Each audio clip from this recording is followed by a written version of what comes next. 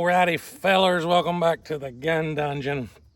You could probably tell from the thumbnail and the title of the video what we are doing today, besides swatting skeeters.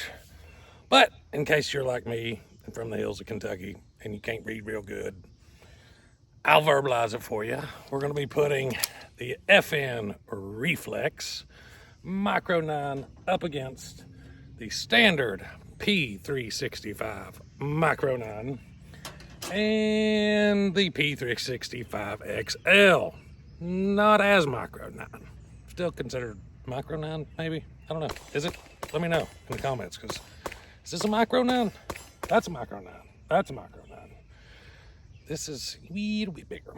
But anyways, I'd mentioned, I kind of compared them verbally in the video that the review I did of this gun, and there's a reason for that.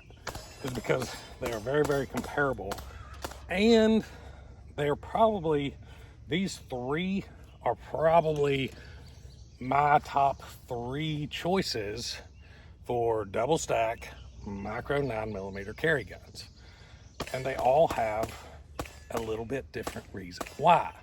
So I'm going to talk through those points today, show you those points.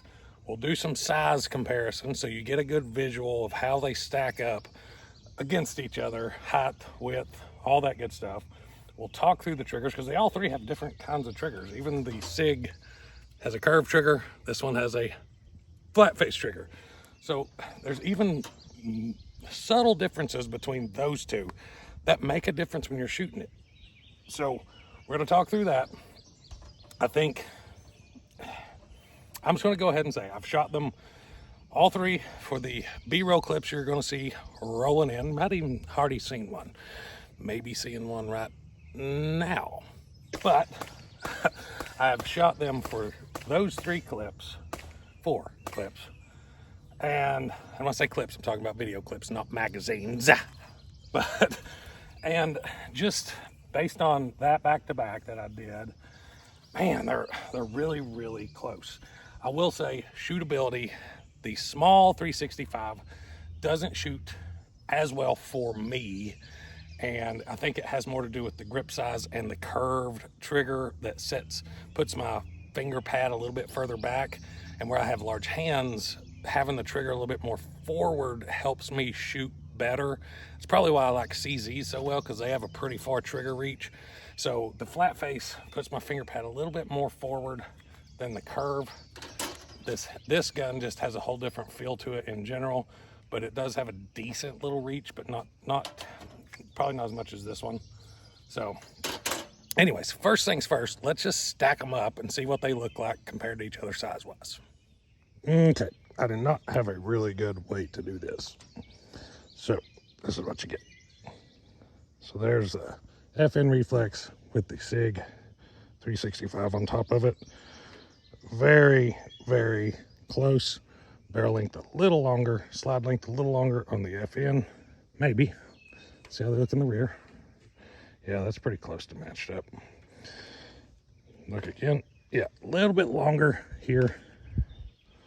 This way, almost identical. A little different geometry to the bottom of the mag there. Don't think that really, you can see the trigger, not as much of a reach difference than I thought. Maybe after the take-ups where it's different. But really, really similar. Oh yeah, let's just smash them around there. We'll do this real quick. So you can see the grip difference there. That's a full finger difference in the length. Everything else, until you get to the barrel, it's going to be very similar.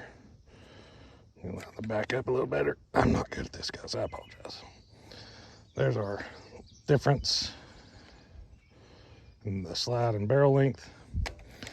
So since you've seen that the standard P365 and the FN Reflex are essentially identical, you're going to have virtually the same differences here. Got the backs lined up. Hopefully you can see behind my hand there. Pretty good. Try not to move it too much. Not as much difference in the slide and barrel length there. Interesting.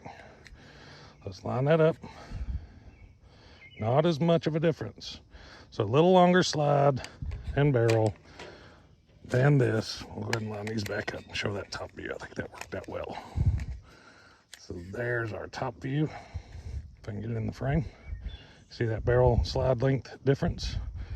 That's essentially the only difference. Little bit of a difference in the sight radius, so really not a whole lot, but a little.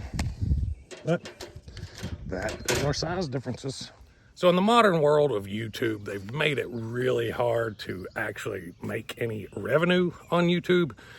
Can't really have sponsors in my videos anymore. Can't have links to certain things in the description anymore. Can't even show a lot of stuff we used to be able to show, even just 3-4 years ago. But if you want to support the channel, there are a couple ways to do it. I have a link to my Patreon down below. Patreon gets videos a couple weeks earlier, some behind the scenes content, exclusive content just for Patreon, and it helps the channel out. Also, I have shirts in a link below. Go check out shirts. I've designed them all myself. Not very creative, but you can check them out and take a look. I even have a coffee cup. But if you want to help the channel out, links are in the description below. Appreciate you guys. So this is the part where we're going to talk about capacity in the magazines for flush fit mags and the triggers. So if you want to hear that, stick around. If not, hit the side of your screen on the right, double tap it a few times, and skip it until I'm standing up and we're shooting. So P365 XL with a flush fit magazine, 12+1. I'm only going to talk about flush fit because that's really all that matters. You can get extended mags for anything. These are not any different. So 12+1 flush fit for the XL. 11+1 flush fit for the FN Reflex, 10+1 for the standard P365, which is strange because the grip length is essentially the same in the FN and the standard P365. All right, so we'll take the mags out, show clear. YouTube don't get all mad at me, 100% clear. Now let's go through this trigger. There's our take up, virtually no resistance there. Now, this isn't a hinge trigger, no dingus or nothing like that. So it feels really, really solid. Got some take up, a little bit of squish, a little bit of a false wall, and then there's that squishy brake. Reset, good reset. Go back through. You can kind of see that little bit of a staging there. Move my thumb out of the way. Reset. It definitely shoots better off the reset. Not bad. Not bad. Not terrible. Not bad. P365 XL. Now this has the flush or the flat face. Empty. So walk through this one. A little bit of take up. That definitely has a more of a reach. I don't care what anybody says. And it feels like it has a more solid wall. Oh, there's that squish. And actually the brake is squishier on this one than it is on the standard. Yeah, pushing through, and squishier brake. Reset one more time. Camera snafu. Anyways, we'll do this one last time with the 365 XL. Oh yeah, good resets on the 365s. And there we go. Definitely a squishy brake though. All right, the FN Reflex. We are empty. It's got that hinge trigger, so that looks like a lot of take up, but it's really just taking that hinge out, which is a safety feature of the firearm. It also has a, I guess it would be a hammer block, internal hammer block as well. So you got the dingus, or the hinge trigger instead of a dingus, and then you have a internal block as well for the firing pin. So there's our take up. That's virtually nothing weight wise. Little bit of take up there. Oh yeah, very crisp brake. Do the reset. Reset not as positive, or it's not as loud, audible. It doesn't have a push forward like a lot of them do. There's that brake though. Man, that is the selling point of this gun. Reset's definitely, it's there, but it's not as crisp as the P365. That is way better. That trigger, said it in the review video, that trigger is the selling point of the FN Reflex. That's just my honest opinion on it. So, We've stacked them up side by side, looked at their dimension differences. We've talked about the capacity. We've talked about the trigger. Other than that, they're virtually the same daggone things. I mean, those are really the options that's going to make you choose one over the other. Reliability. Remember me talking about how the Reflex had problems with this ammo, this plain old case, and I don't even know where this ammo came from. I don't know nothing about it really. Just says Full Metal Jacket ammo, 115 grain. I've been shooting that all this whole video with this gun with no issues, and you're seeing it. So it did require a little bit of a break-in, but it's running like a top now, boys. Let's shoot it some more.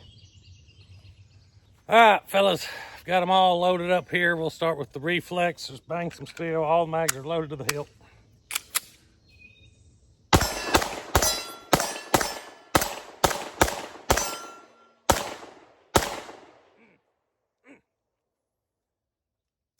You ever notice that far left one gets my goat all the time? I'm not sure why either.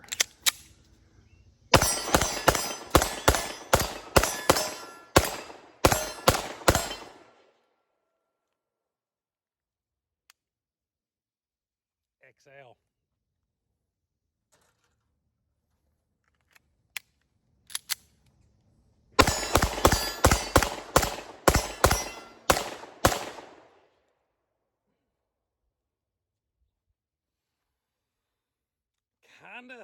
Kind of what I predicted, really. The FN shoots well, great trigger. I shoot it okay. I shoot the XL a little better, but that trade-off is it's a little larger. So of these two that compare in size, I think that little round of shooting there demonstrated that I shot the FN better. So size to size wise, the FN I shoot better. But I mean, it's just nature of the beast. You're going to shoot a larger gun a little better typically most of the time if you got a full grip versus pinky dangle. And I do shoot this one really well. So, you know, you gotta take the pros and the cons and figure out which one means more to you. So final thoughts between the three, they're all excellent choices. Like I said, at this point in time, guys, you're really splitting hairs when you're trying to decide which one is best, and you really need to just decide that for yourself by feeling the guns. If you can pull the trigger on them, that's even better. If you can shoot them, that's way better. But it's really, they're all three great. I wouldn't feel unarmed or undergunned with either of them. Either, should I say either? Either? Not sure. I wouldn't feel undergunned with nary of them. There we go. That's a little better. I like them all three. Like I said, this one conceals really, really well. Super reliable. This one conceals really, really well. I shoot it a little better than the P365 standard. This one, a little harder to conceal, but honestly, not really. Not terribly. Just a little extra grip length. So maybe if you're wearing a little tighter shirt that day, you know, showing the guns off, you know, you're gonna wear some really fitting clothing, you might want to steer clear of this one. Maybe get with the Reflex, or maybe even like a Bodyguard 2.0 or something. Who knows if you're really gonna pull that shirt in tight. But that's what I got for you today, guys. I hope you enjoyed the video. If you did, don't forget to hit like and subscribe. And until next time, guys, stay tuned.